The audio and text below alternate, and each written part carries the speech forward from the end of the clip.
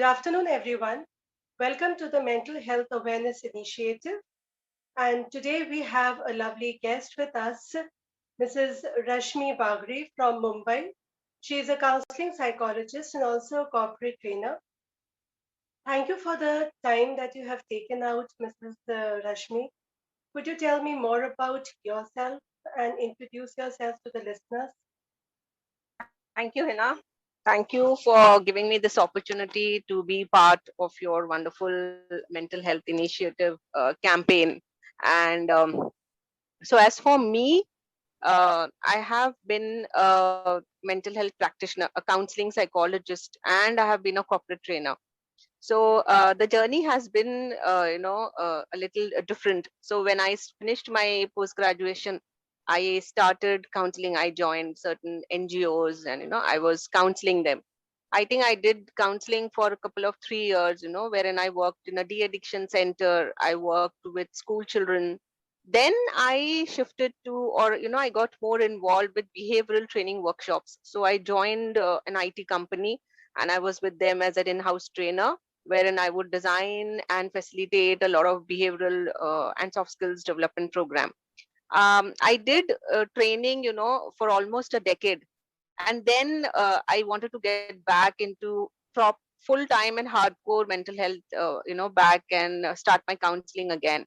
And since the last 5 years, now I am practicing, and the focus again is back to being a full time counselor.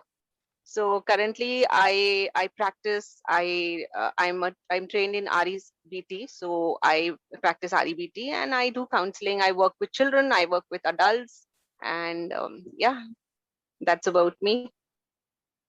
So now that you have started your focus, I'm sure must have been intense since a year in this pandemic that we all are in.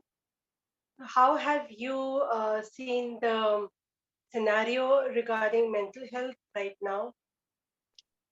So yes, the pandemic got the focus back on mental health, is what I will say.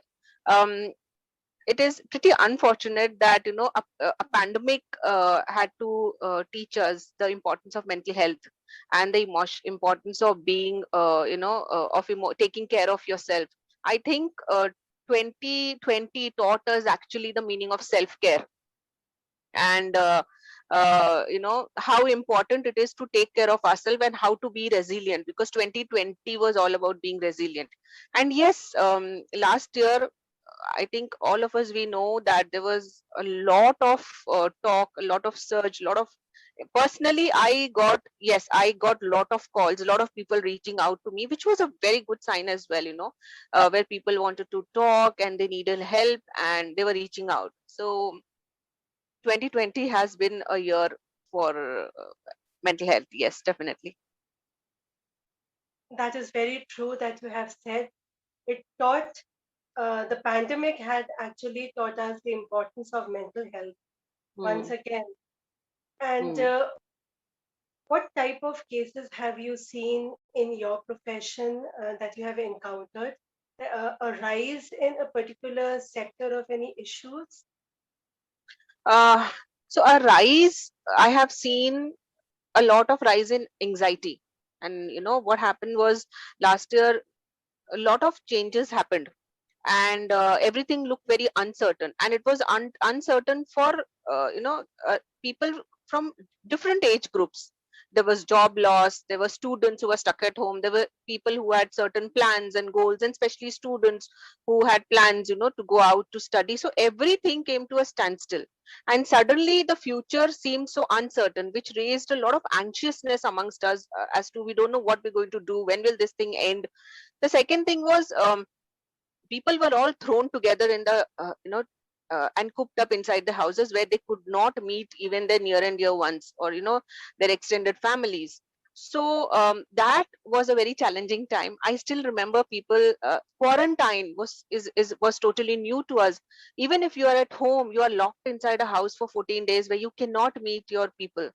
And as they say, silence can be deafening. I had a person who said that I am in quarantine, I'm fine, I have my family, but I still don't know what to do with this much of time alone. How much can I work, how much can I be with myself? So this time of reflecting on ourselves, talking to ourselves can be really challenging. So yeah, anxious anxiety was where I saw depression again, where there were a lot of calls. Again, I'll say we all know domestic violence, was another area where there was emotional abuse. So these were a few of the kind of cases or the calls that I used to receive. When you had mentioned just towards the end emotional abuse, Hmm, could you hmm, tell me more about that? Because yes, we've been listening that we are going a lot of emotional upheaval these days hmm, hmm, because of the scenario and the uncertainty hmm, part. If you could just hmm, highlight more on emotional abuse part. hmm. Uh, so especially in relationships is where we see a lot of emotional abuse. Something like gaslighting.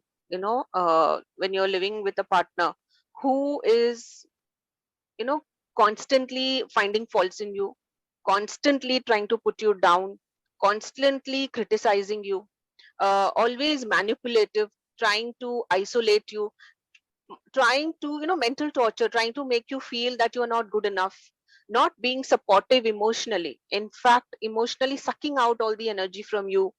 The energy in the house, it can be a very threatening environment in the house, it can be violence, there can be verbal abuse. So all these together is what come under being emotionally abused. Manipulation plays a big role over here. uh, Lying, even if it is no lying or deceiving, hiding the truth, and not being a supportive encourager and a supportive partner. In fact being just the opposite is what leads to a lot of emotional turmoil and hence emotional abuse. People right now, since you have rightly said, living or cooped up inside the house itself, Mm, mm, or mm, we are listening to the news that the lockdown is going to come back, and people should take precautions because of the certain in the cases. What is one thing that you, when we talk about therapy as a therapist, when we are having a mm, conversation, mm, when do you think that people should actually seek out for therapy? mm, mm. Okay. So when should people actually seek out therapy? That's a very good question, Hina, and I'm so glad you asked me. Usually the mindset is, until and unless you really don't have a disorder, a mental disorder, you don't need therapy. Whereas therapy also caters to emotional difficulties, small little emotional difficult. See, when something in your life is not going right, when your daily life activities are hindered due to certain confusion in your mind, it could be due to conflict in your relationship, or basically lot of conflict. It could be, let's say, a small thing like you're not able to take decision, you're quite indecisive. It could be that you're very self conscious always about yourself, somewhere that the confidence is low, you have low self esteem. Second, something like procrastinating. So we all say time management, we are not able to manage time, there's too much, there's no time, there is no time. Procrastination is when we keep on procrastinating our very important, our very urgent work for later and later and later, which then impacts our daily life and our life as a lot. Imagine you have some very important bills to pay, but you keep on procrastinating it. Imagine you have some very important report to submit and you keep on procrastinating it. So these are look like small little issues that can be dealt with. It can be dealt with. But what happens is when you go to a therapist, they are trained, and in these are some things which may not necessarily need long term therapy until something else comes up. But these are certain things which can put your life back into track, and you then start moving forward in full throttle. So you need not have to wait that until unless I really don't have a big mental disorder, I don't need a therapy. No, you can go to a therapist even for um, these kind of emotional difficulties that you face. This emotional abuse that I said, if you are in a relationship where you feel lost, you feel confused, you really need somebody who can help you understand what is right, what is not right. Then also you can seek therapy. So there are so many areas in which you can, go and speak to a therapist for some time. Yes, therapy does not mean unless until you fall into the category of certain disorders, then only you should go. It's okay, absolutely. Hmm. Go for few sessions, find out some skills to to learn the skills so that you can cope up your own situation and go back into your life. That is rightly said. But again, following this question, I would like to Hmm. ask you, how should one select a therapist, and Hmm. what questions should they ask in order to identify, whether they are even seeking therapy in the right direction? Okay. So first I'll answer your first question is how can they select a therapist? And second one, how what questions to ask your therapist to understand if that is the right person. Now, first is yes, you should before you start your therapy and counseling, definitely do all your research, find out everything that you need to, then start your therapy. Now, how to find out your right therapist? See, you can ask your near and dear ones if they know anybody and if they can refer or recommend anybody. That is one way. Second is there are so many, nowadays online mental health organizations. You can reach out over there. You can figure out. There are a lot of online portals where you can find out a lot of therapists, and there are some details mentioned about the therapists over there. So these are various places where you can find therapists. um, Another very good place where you can find licensed or certified therapists is always a hospital and a government hospital. If you go there and you find out, or today everything is happening online and over a call. So these are places where you can actually meet trained therapists. Now, once you have identified, let's say you have a couple of names with you and you've identified and they have been referred to you. um, when you meet the therapy and a therapist and you say you're seeking out for therapy, but there are certain things that you want to know, you should always ask the therapist. You have all rights to ask the therapist their qualifications. You have all rights to ask the therapist since how long they have been practicing. For You can always ask the therapist your area of concern if they have worked in that area. If it is, for example, anxiety, if it is depression, if it is anything else, addiction, could be phone addiction, could be anything. So have they worked in your area? You can always ask them what kind of therapy they will be, they practice, and how will this therapy work.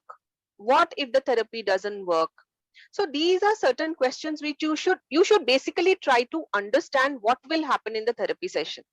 And very importantly, you can ask the therapist, when will you see changes? Okay. Now, this is something, again, the therapist will be able to tell you once they understand exactly your concern. And then once they plan the treatment, they can tell you by X number of sessions, we should start seeing some changes in your behavior.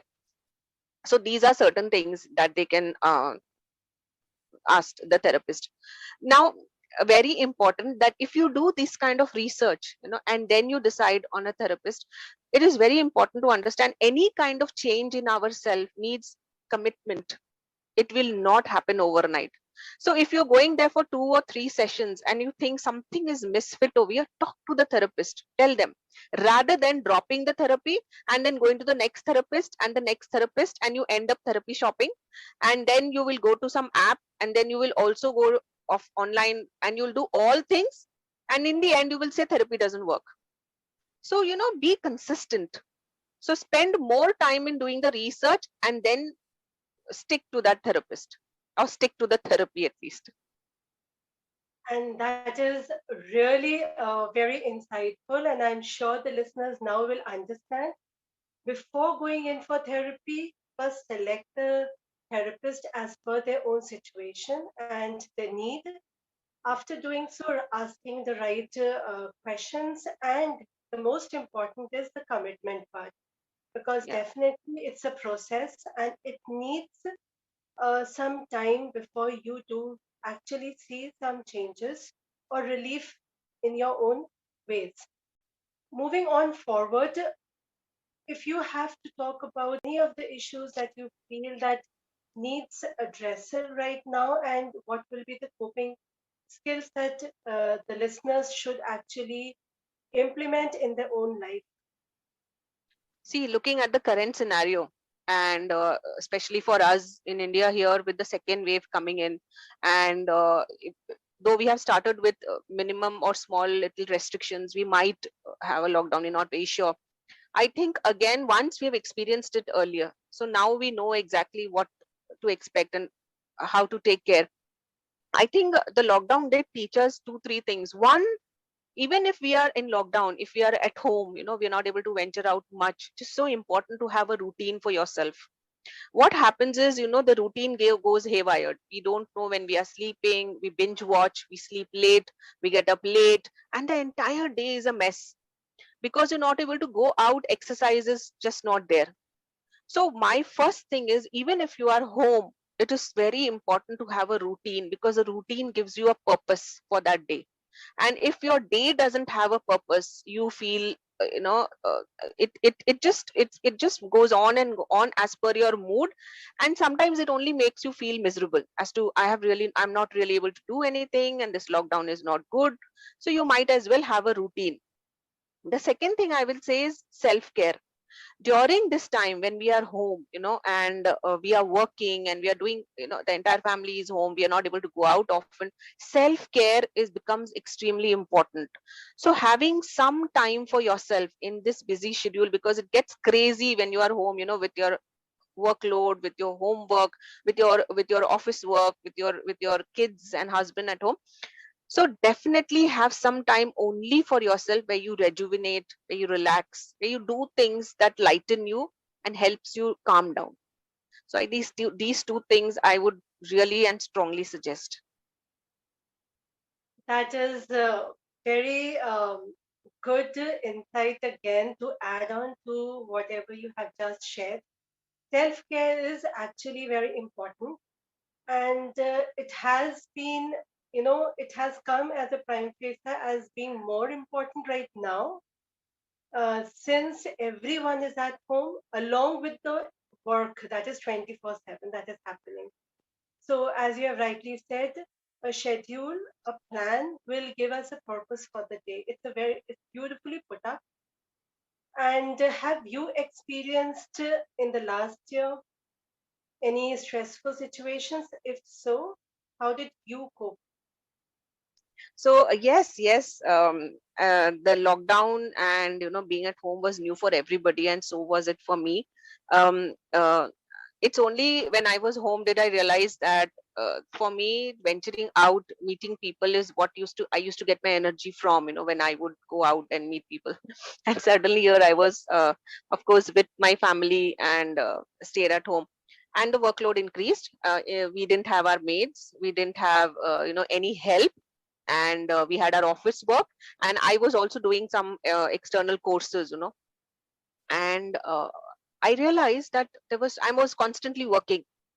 And after some time, there was a lot of stress, there was a lot of fatigue, and I would be extremely tired every time. I realized I would get cranky, I would get extremely angry.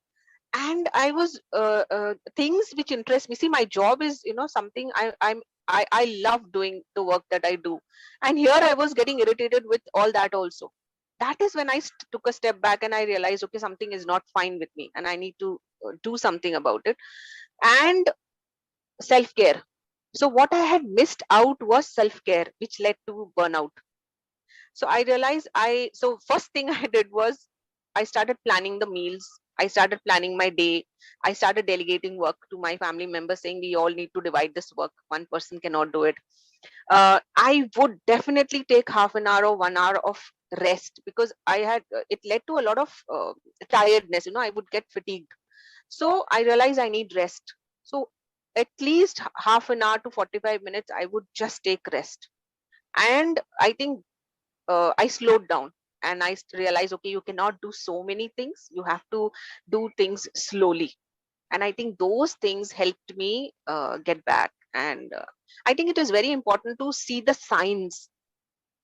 We overlook these small little signs that you are tired, that you're getting cranky, that you're getting irritated at small things. I think then you should actually step back and try and ask, why am I going through this? Something in my body is not right, and that is why these are some signs.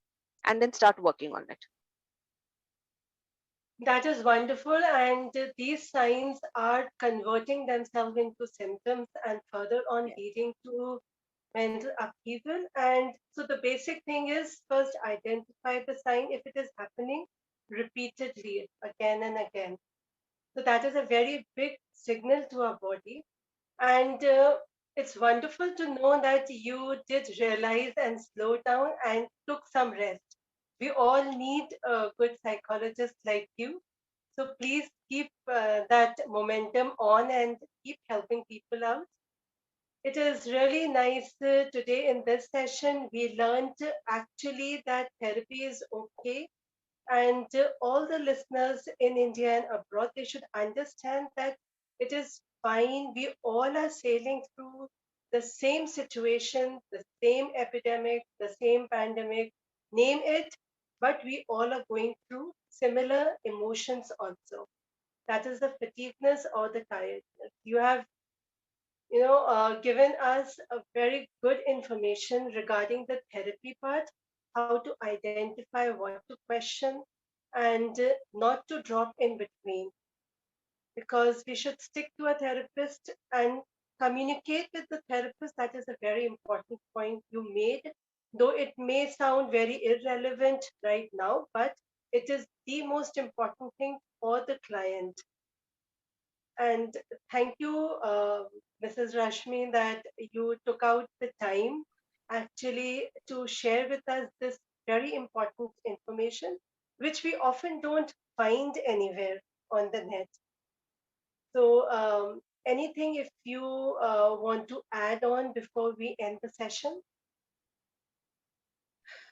Well, all I will say is, and which I always say, I say this very often, and I say every now and then, in our newspapers or anyways, we have these flyers we go, which remind us to which remind us it's time for your physical checkup. Be it our blood sugar levels, or BP. But there is no such thing which reminds us that it is time for your emotional checkup. So Mm. please take time for your check-in. Look at these signs, as I just said. What is it that is troubling you? Is it continuous? Is it really impacting your life? If it is, and if it is prolonged or it is troubling you, take some time to think about it. Start working on it. Don't ignore those signs. So this is all I would like to say. With that note and with that sign, I sign off the episode right now. Wonderful to have you in the episode. Thank you, Hina. Thank you so much for having me over. Thank you. Thanks a lot. With that, we end with our today's episode. Tomorrow, same time, 3 p.m. India time, we will be back with another guest with some exciting conversation. So stay tuned and be safe. Bye.